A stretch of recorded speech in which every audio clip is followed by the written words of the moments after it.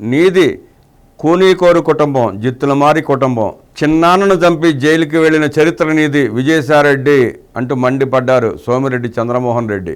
రాజీనామా పేరుతో విజయసాయిరెడ్డి వేస్తున్న ఎత్తులు, పై ఎత్తులు, నక్క జిత్తులు ప్రజలు చూస్తూనే ఉన్నారన్నారు. కాంగ్రెస్ వైసీపీలకు వ్యతిరేకంగా పోరాడే తనపై కక్షగట్టి కాకాని గోవర్ధన్ రెడ్డితో కలిసి కుట్రలు చేసిన దుర్మార్గుడు విజయసాయిరెడ్డి. తన కుమారుడికి కుటుంబానికి సూట్ కేస్ కంపెనీలు, అక్రమ ఆస్తులు ఉన్నాయని, మనీ లాండరింగ్ చేశామని ఢిల్లీలో పలుకుబడి ఉపయోగించి ఈడీ, ఆర్ఓసీ, ఐటీలకు ఫిర్యాదు చేశాడని సోమిరెడ్డి ఆవేదన వ్యక్తం చేశారు. విజయసాయిరెడ్డి ఒత్తిడితో తాగిన విచారణలతో తన కుమారుడు సోమిరెడ్డి రాజగోపాల్ రెడ్డి 2 ఏళ్ల పాటు మానసికంగా నలిగిపోయాడన్నారు. సమగ్ర విచారణ జరిపిన ఆయా సంస్థలు, అధికారులు తమ ఆర్థిక పరిస్థితిని చూసి సానుభూతి చూపించి కేసులు మూసేశారన్నారు. తమ ఊరు అల్లీపురం అయితే కొంచెం దూరంలోనే విజయసాయిరెడ్డి ఊరు తాళ్లపూడి ఉంటుందన్నారు. తాతలు, తండ్రులు ఇచ్చిన ఆస్తులను తమ కుటుంబం రాజకీయాల కోసం అమ్ముకున్నదన్నారు. తమ సొంత భూములను స్కూళ్లు, ఆసుపత్రులు, పేదల ఇళ్ల కోసం ఉచితంగా ఇచ్చామన్నారు. ప్రస్తుతం వాటి విలువ కోట్లాది రూపాయలు ఉంటుందని,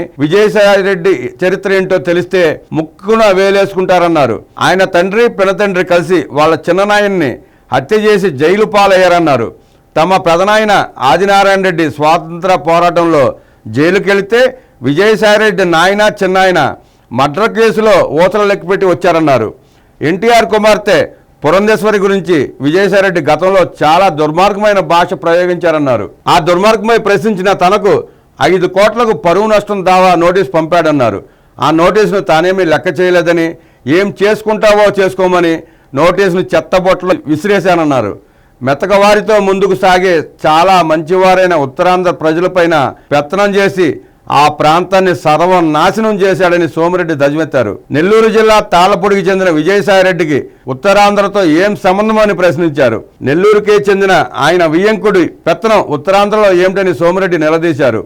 ఇద్దరూ కలిసి ఉత్తరాంధ్ర ప్రాంతంలో వేల కోట్లు దోచుకున్నారని ఆరోపించారు. క్రూరముఖం కూడా ప్రవర్తించిన విధంగా విజయసాయిరెడ్డి కర్కశంగా వ్యవహరించాడన్నారు. ఏ కారణం లేకుండా చంద్రబాబుని జైలుకు పంపించారని వాపోయారు.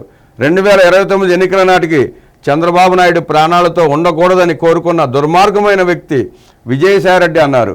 ముసలి నక్కగా మారిన విజయసాయిరెడ్డి ఏ పార్టీలో అయినా చేరవచ్చన్నారు. ఎవరి కాళ్ళైనా పట్టుకోవచ్చు అన్నారు. విజయసాయిరెడ్డి రాజీనామా చేశాడు. రాజ్యసభ పదవి పోయింది, అయిపోయింది. పార్టీకి ఇంతవరకు రాజీనామా చేయలేదు. ఇక్కడ గమనిస్తే ఒక్క వైసీపీ నాయకుడు కానీ, జగన్ రెడ్డి కానీ ఎవరు స్పందించలా. ప్రతి దానికి కాట్ల కుక్కలు అంటారు, కాట్ల కుక్కలు అట్లా పడిపోతారు అందరి మీద వాళ్ళు. విజయసాయిరెడ్డి గురించి ఒక్క మాట ఎక్కడ మాట్లాడలా. అంటే ఇదంతా జగన్ నాటకం, మరో డ్రామా తెరదీశాడనమాట. ఏదో కుట్రుంది దీని వెనకాల. 14 ఎన్నికల తర్వాత అనుకుంటే చంద్రబాబు నాయుడుకి సీఎం అయిన తర్వాత జూపూడి ప్రభాకర్ రావుని పంపించాడు లోపలికి, టీడీపీలోకి నమ్మకంగా. బాబుగారు ఆయన గౌరవం ఇచ్చి కార్పొరేషన్ చైర్మన్ చేసి బోల్డ్ బాధ్యతలు అప్పగించి మంచి చెడులు మాట్లాడేవారు మా ఆయనతో, మేధావు అనుకుని. ఆయన ఏం చేశాడు, బాబుగారు ఓడిపోగానే తక్కువని తెల్లారపడికి జగన్ దగ్గరికి చేరి ఇదంతా మేమిద్దరం చేసిన కుట్ర అన్నాడు జూపూడి ప్రభాకర్ రావు. అట్లా మరో కుట్రకు తెరదీసినట్టు ఉంది ఇదంతా. అక్రమ ఆస్తుల కేసులకు భయపడి ఇప్పుడు కొత్తగా వస్తున్న కేసులు, ఈడీ, సిబిఐ దిక్కుతోచని స్థితిలో తనను కాపాడుకోవడం కోసం ఎవరినైనా బలి చేస్తాడు జగన్ రెడ్డి. అట్లాగే మళ్ళీ ఇప్పుడు పావుగా వాడుకుంటున్నట్టు ఉంది విజయసాయిరెడ్డిని.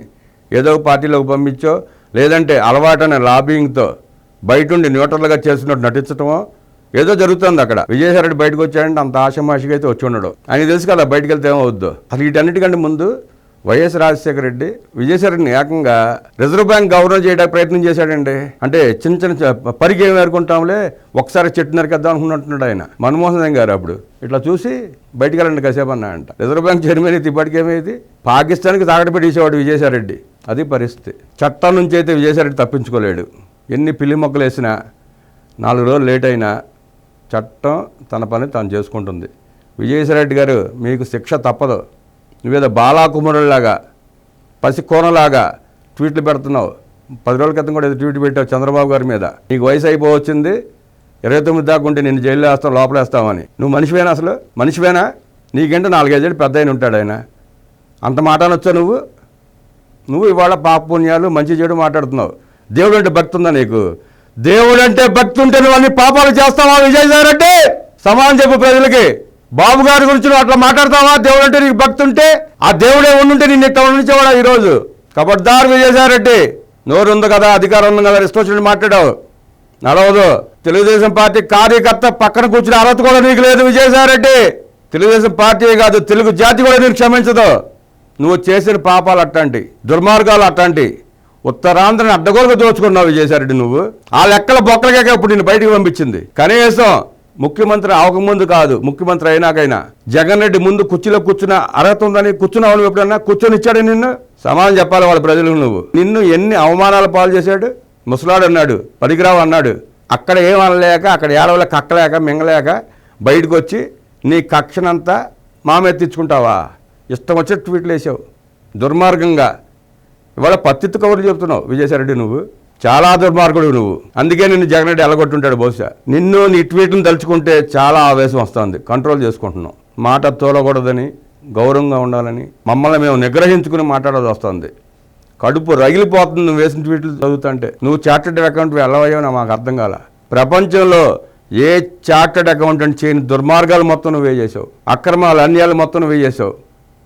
లక్షల కోట్లు దోచుకుంటే సపోర్ట్ చేసావు. నువ్వు దోచుకున్నావు. నీ దోపిడీ చేసే మన రాజ్యసభ ముందు మీ జగన్ రెడ్డి మద్రాసులో నీ ఇల్లు అమ్మించి ₹1 ఇప్పించాడు కదా ఒక్కొక్క ఎమ్మెల్యేకి, నీ ఓట్లేసిన ఎమ్మెల్యేలకి. పాపం పడితే ఇట్లాగే ఉంటుంది విజయసాయిరెడ్డి గారు. పాపం పడితే ఇదే పరిస్థితి. నువ్వు మోకాళ్ళతో దేగుతా తిరుమల కొండెక్కిన నీ పాపాలు తీరవు, కరగవు.